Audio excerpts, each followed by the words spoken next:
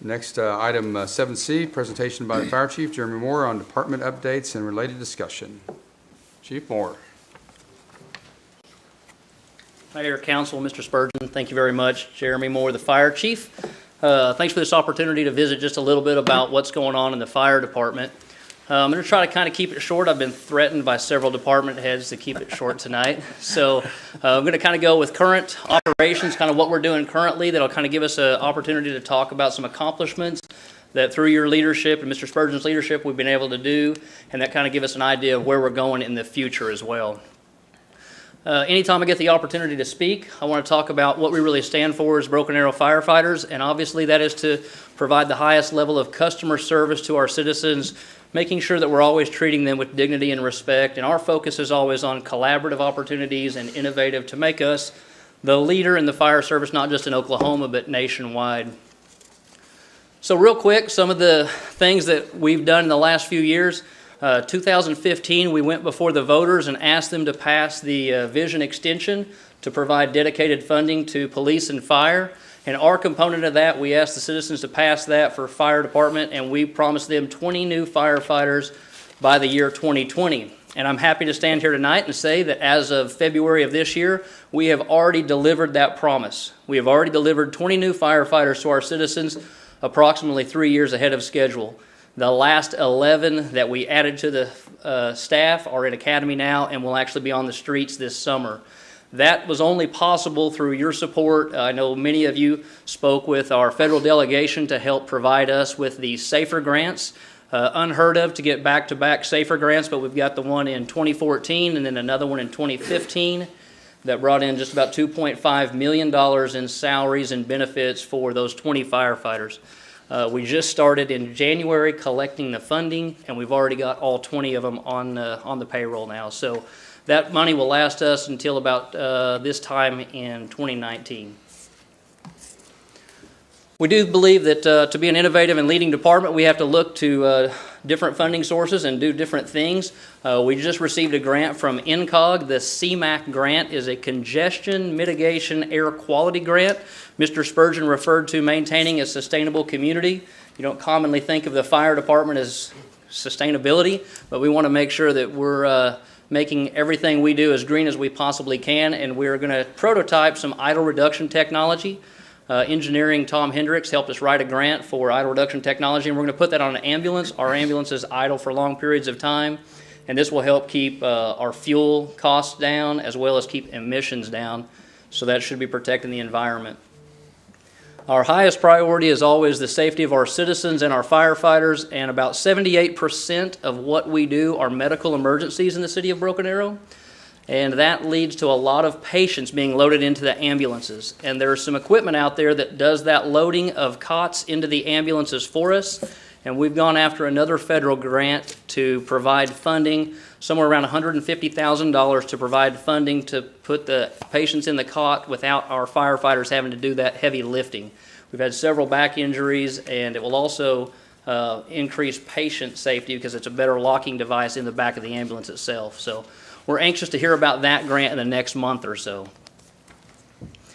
We really pride ourselves on partnerships that we have with others in the community. As you know, we just rolled out the Tulsa Community College partnership, where we are setting the standard in Northeast Oklahoma for training professional firefighters. We feel like this is a great collaboration to train not only our own, but to train others and get college credit. We're the only ones in the state able to do that, and so we're really proud of that partnership. Broken Arrow Public Schools is also a great partnership we have. Just last week we were in schools reading Dr. Seuss to children. We spend time in lunchrooms mentoring kids, but probably the best program that has the largest impact on the quality of life for our citizens is the opportunity we have to teach freshmen CPR. It's actually a state law, state mandate that every high school student has to have CPR training to be able to graduate. And so we've partnered with Broken Arrow Public Schools, area hospitals, and Citizen CPR, and every year we've been teaching 1,000 freshmen CPR. So that's really an amazing program to get citizens taught CPR, and I'll talk more about that in a second. So our current kind of deployment model is what I want to mention here and kind of give you an idea of where we are today and where we would like to head. We have 7 fire stations in the city. We opened that 7th one last year. It's been open for about a year. We've seen decreased response times because we opened that 7th station. That's kind of our standing army, our 34 men and women that are your Broken Arrow firefighters and paramedics that are on duty every day. And that's the minimum we have. And that's the battalion chief, 5 engines, 2 ladders, and 6 ambulances. You'll see we've got 7 stations, but only 6 ambulances, and I'll circle back to that in a minute. We often hear about mutual aid in conversations you might have with firefighters or talk about mutual aid and so forth. And this is kind of a breakdown of our 2016 mutual aid that we've been able to provide to other agencies. Our first and foremost, our highest priority is always to the citizens of Broken Arrow, always making sure that we have what we need here. But there are opportunities where we're able to help our other agencies around us, such as Tulsa or Bigsby or Coweta even. And we never send companies, we never send any kind of mutual aid outside the city unless we have at least 3 engines, 2 ladders, 2 ambulances, and 1 ladder in the city. So we always have an adequate amount of resources to respond to any fire in the city. And if we have less than that, we just won't send folks out. We have a priority to protect our own first. You can kind of see the breakdown up there. TFD represents a mutual aid agreement we have with the city of Tulsa, where we respond just north of the city, up north of Nehias Park into that area of Tulsa. And we respond up there, all of 2016, we responded up there 52 times. So that's our highest user of what I would call mutual aid. But it's roughly about once a week that we would respond to that area. And the interesting thing on those mutual aid calls, they can be grass fires, medical emergencies, or even structure fires. But with the TFD calls, they're about 5 to 15 minutes in duration, just because the type of calls, because as soon as the Tulsa Fire Department gets there, we're relieved and we're back in our city. Also, an interesting statistic on the Tulsa Fire Department responses, 20% of the time we're actually canceled before we arrive in Tulsa at the scene. So we may be running out to the truck and get canceled before we leave the station, but before we get to the scene, about 20% of the time we're actually canceled en route. So if you take every one of the mutual aid responses where we went and helped another community, it was about 111 times altogether last year. So for 2017, our goals and kind of where we're headed, I mentioned we have 7 fire stations but 6 ambulances. 159 times last year we ran out of ambulances in the city of Broken Arrow. That might have been for 5 minutes, or it might have been longer than that, but that represents 159 times where we might have needed mutual aid of our own. That could have been from Coweta, that could have been from Pafford EMS, or it could have been from IMSA, or maybe another fire department came over and helped us with an incident. But we were out of ambulances 159 times last year, and that leads to delayed responses. So our top priority, and Mr. Spurgeon's been very supportive of that, our top priority moving forward, especially since we're getting these new personnel on the street in the summer, is to get a 7th ambulance on the streets to provide for our citizens. The last thing that we're going to roll out in 2017 is a very innovative project that's widely used throughout the United States, but nowhere here in Oklahoma. So again, Broken Arrow would be the first, setting kind of the trend here in Oklahoma with a program called Pulse Point.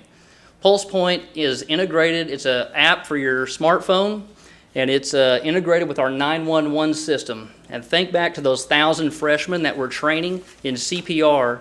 What this would do is it would give you a notification on your phone if you were a citizen and there was a need for CPR within a quarter mile, or we can set it up, but within your vicinity, if there was a citizen that went down and needed CPR, we have citizens all over that are trained in CPR, and this would give them a notification in public areas where they could go and respond and provide CPR. It also shows the nearest location of the defibrillators, and we know that early CPR and early defibrillation saves lives. So in between the time that we get the call and we arrive on scene, if a citizen is nearby, it's very useful to have them start CPR. I might be over here in the Rose District eating at one of the restaurants, and in a restaurant next door, there may be someone that went down having a cardiac arrest. With this application, I would know about it and I could go render aid. So those are the 2 major projects that we hope to roll out in the next few months, and that's kind of where we are. I would entertain any questions. Any questions of the Chief? Chief, the CPR training that you do. Yes, sir. Does that our firemen go to the high schools and do that? Is that correct? That's correct. It's amazing how well the Broken Arrow Public Schools has it set up. but we take every one of the chief officers that's assigned to a 40-hour work week, fire truck, an ambulance or two, and we go and spend one full day, and we teach 1,000 freshmen CPR in one full day.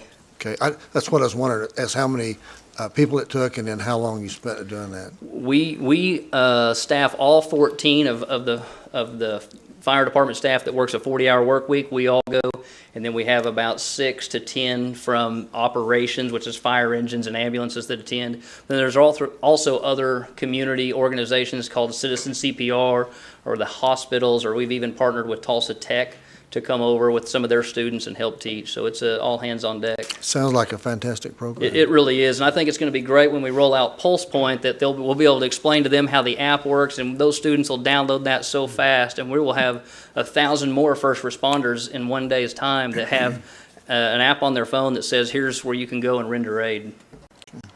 Thank you. Go ahead. Well, I noticed you discussing the ambulance. Is that something that is being incorporated into the budgeting process for next year? Is that to address that, or?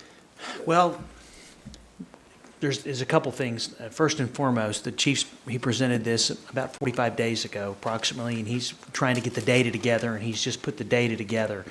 And we're looking at, obviously, what the cost would be, what our obligations would be to sit down and negotiate any aspect of the operations, trying to determine exactly when we need coverage and how we would go about providing that coverage when it's needed.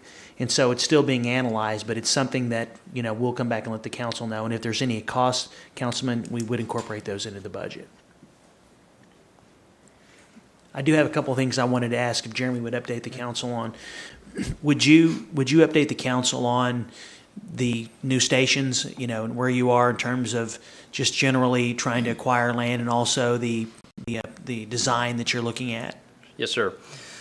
Fire Station 3 is currently open down in the Indian Springs area of town. We have bond money ready to go to replace that fire station. We have struggled to find a landowner willing to sell us property in the part of town. You remember last year we had the Ludwig Ludwig study that showed where we should put that station. We're looking aggressively and working with a local realtor to find us property in the county line and Creek Turnpike area, roughly. That's about the best place to put another fire station to ensure adequate response times. And so we're still trying to find a property owner, or find a piece of property down in that area. We have one property owner we're working with right now, and we think we're hopeful. But until we get the property, we can't very well start building. We have retained GH2 to start designing plans for both that station and a future fire station, which would be Station 7, where we have already actually bought the property at Washington and First Place, but it has to go to the voters again before we'll have money to build that station. But it will be a shovel-ready project as soon as the voters choose to build Station 7. We already have Station 7 opened. It was old 2. But we'll be replacing that with the fire station there on Washington across from the softball fields. But we've got to go back to the voters in our next bond issue to get the money to build the station. You said county line and Creek Turnpike, Creek roughly. Turnpike. Would there be any possibility that perhaps we could use some of the land around the NSU campus? And, that, of course, they lease that from us, from the city, but also we got our events park right across the highway, and if that's not too far out of the range, maybe that's a possibility of land we already own. We did look at that, and considering the station that we would be shutting down and its location, Indian Springs, to be able to continue to provide an adequate level of coverage down in the southern part of town, it's best to keep it down south. New Station 2 down by the Warren Theater has helped us be able to push Station 3 a little bit further to the east. Right. That's why we're looking over at County Line. As we wrap on around up towards NSU, it would increase our response time significantly for those citizens down in the southeast portion of the town. Yeah, well, I thought that might be a little out of range. Just a little bit, but seconds count. And Station 7 would just be east of, or west of NSU anyway. True, at true. 91st and First Place. Yes, sir. Yeah. Okay. Good report. Thank you, guys. Yes. Thanks, Chief. Thank you, Chief.